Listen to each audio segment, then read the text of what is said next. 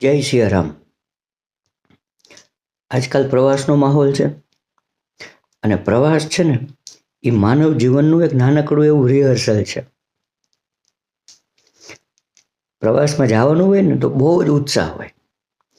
એટલે પ્રવાસની સવાર એ બચપન છે. એમાં બહુ આપણે તૈયારી કરીએ ને બહુ ખુશ થાય ને આમ કરશું ને તેમ કરશું ને ફલાણું કરશું ને ટીકડું કરશું. પછી પ્રવાસ છે ને એ જુવાની છે. એમાં ઘણું ધાર્યું થાય, ઘણું ધાર્યું ન થાય, કષ્ટ પડે, મજા આવે, દુઃખી પણ થાય, હેરાન પણ થાય. અને પછી પાછા આવવાની જે યાત્રા છે ને એ બુઢાપો છે.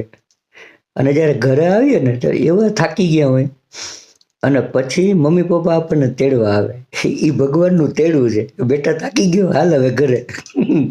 કા પાછું પ્રવાસમાં જવું છે. એને જ શંકરાચાર્ય ભગવાને કીધું, પુનરપી જનનમ પુનરપી મરણમ.